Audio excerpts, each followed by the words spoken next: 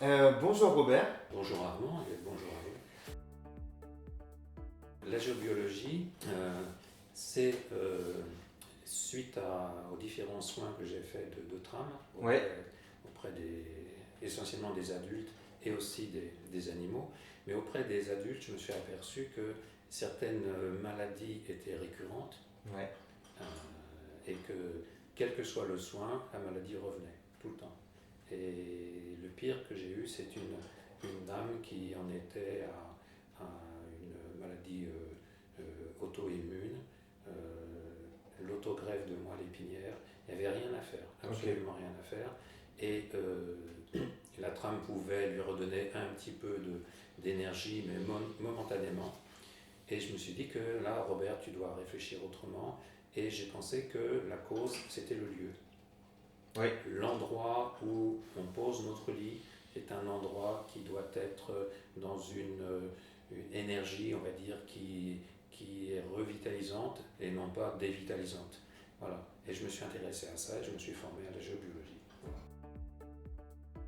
Plusieurs manières de répondre. Il y a une manière technique, une manière, on va dire, peut-être un peu scientifique ou comme un professeur. Mais moi, je voudrais dire quelle est mon approche personnelle. D'accord. Parce que les soins de la trame que je pratique, toujours d'ailleurs, ce sont des soins qui me demandent une connexion à l'autre, bon, la connexion aux autres. Donc cette connexion, c'est quelque chose que tout le monde a, mais que beaucoup de gens ont inconsciemment. Bien sûr. Si on pense fortement à quelqu'un, on s'aperçoit que ce quelqu'un va nous téléphoner, c'est la connexion. Donc comment ça marche et d'où ça vient? Pour moi, la connexion, c'est quelque chose qui vient du cœur. D'accord. Et c'est pas par la pensée, pas parce qu'on pense à quelqu'un qui va nous téléphoner, mais c'est parce que à partir du cœur, on envoie une onde d'amour en quelque sorte, et cette onde d'amour va aller rebondir chez l'autre, et c'est le langage non verbal par excellence que l'on utilise avec les animaux, avec les chevaux, etc. On n'a pas besoin de parler, on envoie cette onde et le cheval va partir au galop, marcher, etc. Bien sûr. Voilà. Et cette connexion-là, c'est celle qui est utilisée pour tous ceux qui veulent soigner, pour tous ceux qui veulent même, je veux dire, envoyer de l'amour à quelqu'un. Il y a les mots que l'on dit, mais il y a aussi l'onde que l'on envoie. L'intention. Et parfois on ressent qu'il n'y a pas de sincérité parce que, évidemment, l'onde n'est pas compatible avec ce que le cerveau va envoyer comme parole. Et je pourrais considérer qu'ici, il y a une sorte de frontière. On peut utiliser ce qui est au-dessus ou ce qui est en dessous. Et pour se connecter, il faut utiliser ce qui est en dessous, voilà, uniquement. C'est vraiment du non-verbal. Donc la géobiologie, pour moi, ça passe par la connexion à un immense réseau, on va dire électromagnétique ou de lumière qui interconnecte tout le vivant, la matière, etc. Et cette interconnexion, une sorte de Wi-Fi planétaire et même encore au-delà, cette interconnexion, c'est là-dessus sur ces réseaux que sont fixés tous les éléments vivants, les minéraux, la planète et nous-mêmes. On ne doit pas regarder la géobiologie comme une matière extérieure à nous parce que nous sommes nous-mêmes ce réseau. Nous sommes dessus, nous sommes dedans. Voilà. Et les humains souvent se sentent peut-être supérieurs à une plante ou à un animal, mais finalement on est dans les mêmes réseaux que tout le monde. Exactement, c'est ça. Donc quand on a accès à ce type de connexion, accès à ce type de réseau, on va avoir accès à des différences de courants magnétiques sur la surface de la planète. Et la géobiologie, c'est la connexion à ce réseau et la prise de conscience qu'il y a des différences d'énergie sur la surface de la planète. Et on peut le voir à des signes extérieurs. Par exemple, il y a des arbres qui sont tortueux, qui penchent comme ceci, tout simplement parce que à l'endroit où ils ont leurs racines, peut-être qu'il y a un cours d'eau en dessous, et ils ne veulent pas pousser là, donc ils se dévient naturellement de ce lieu qui est nocif pour eux. Il y a des arbres qui sont sur certains nœuds et qui poussent avec des boursouflures. J'en connais plusieurs dans la région. Ouais. Je pourrais te mettre des images. Voilà, c'est lié à tout ça. C'est lié à tout ça. Oui, entre autres. Pour ceux qui ont déjà remarqué dans des jardins où il y a parfois des ronds, mais très bien faits, une véritable géométrie, et c'est dans des ronds dans lesquels rien ne pousse. Ouais. Ou alors à l'inverse, il y en a un sur le bord de la route quand on quitte l'île de Léron, c'est un rond où vraiment tout repousse, mais c'est quasiment tropical. D'accord. Voilà. Alors ce sont des cheminées cosmotelluriques, des grandes cheminées qui sont comme des respirations de la Terre. Qui sont invisibles. Qui sont À l'œil invisibles. nu, mais Voilà. on peut ressentir. Mais quand on est connecté à ce réseau, on peut les toucher, on peut les inviter à se déplacer si elle est dans un endroit où on a mis son lit par exemple. Ouais. Voilà. Et on peut les ressentir parce qu'en général il y a du froid dans la pièce. On peut mettre 2 manteaux, ça ne réchauffe pas. D'accord. Parce que quand on pense aussi à géobiologie, on peut penser aux personnes qui essayent de trouver des points d'eau, que ça se fait depuis la nuit des temps. Est-ce que c'est le même métier ou pas du tout? C'est pareil. Voilà, exactement. Oui. Le sourcier, c'est un géobiologue. Les anciens bâtisseurs qui savaient où poser les pierres d'une église d'un temple, c'était des géobiologues. Ils savaient repérer les réseaux importants et les tracer sur le sol, et ça servait d'épure à la construction des anciennes églises ou des lieux.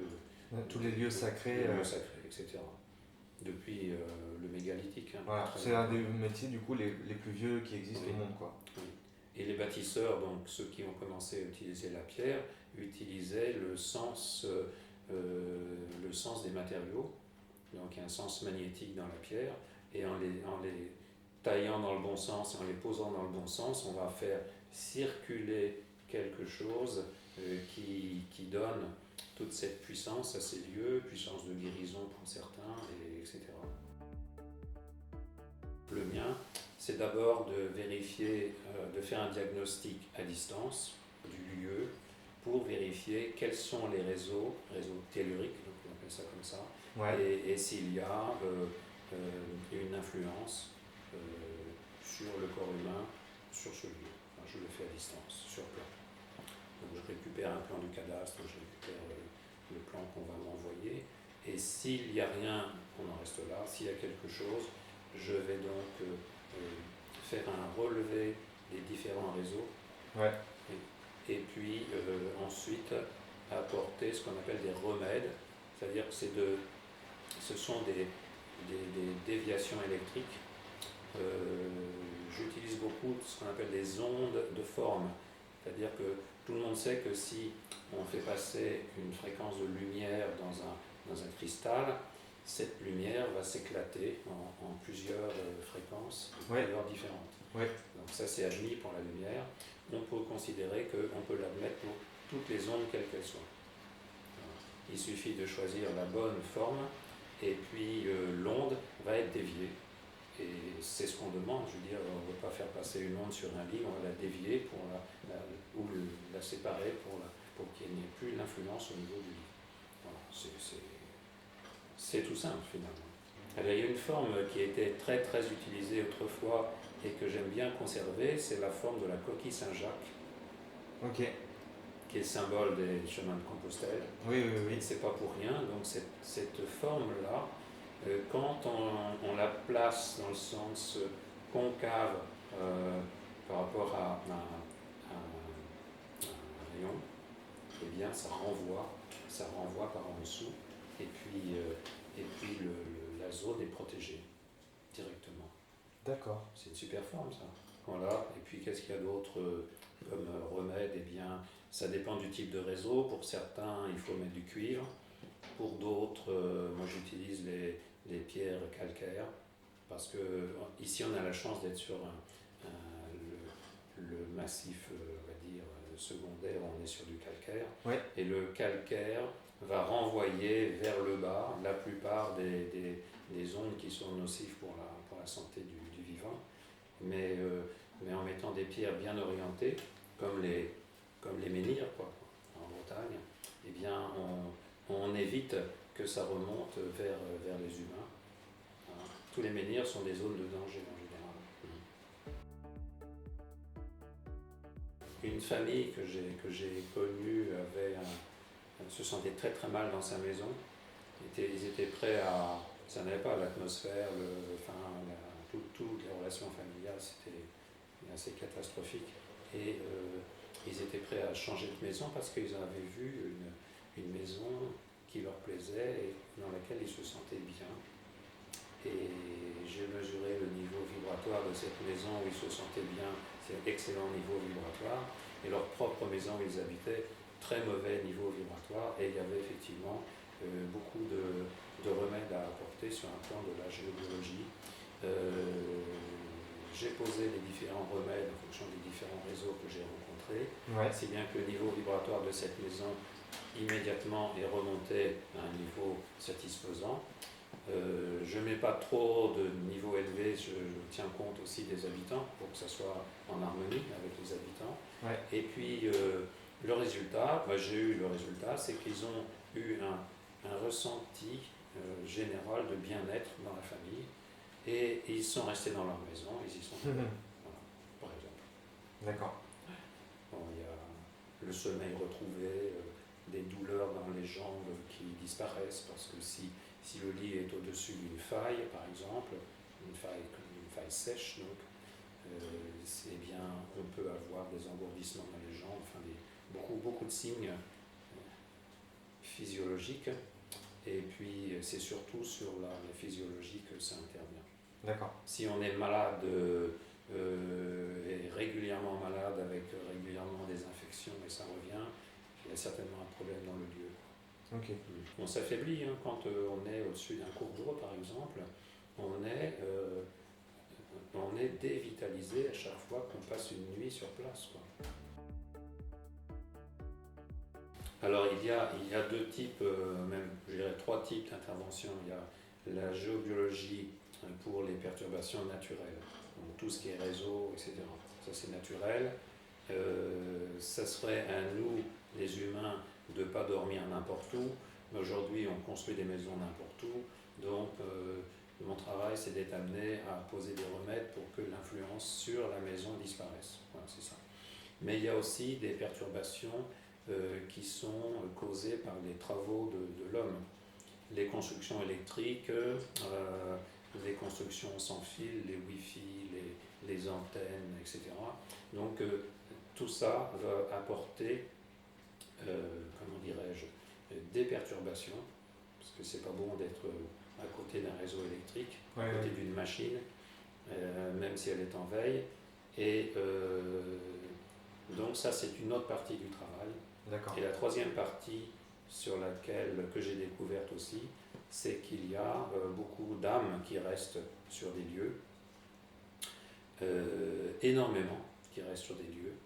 Ce sont des morts brutales, ce sont des suicides, ce sont des personnes qui n'ont pas voulu, tout simplement, qui n'ont pas voulu mourir, rester là. Et c'est pas leur place d'être là. Et elles se nourrissent de l'énergie du lieu et des vivants. Ce que je peux dire, c'est que tout part de la connexion avec le cœur. Je fais très souvent des formations plutôt individuelles. Eh bien, tant que la connexion avec le cœur n'a pas été expérimentée, on ne peut pas avancer, on ne peut rien faire. Je te remercie Voilà. pour toutes tes réponses et puis à bientôt. À bientôt.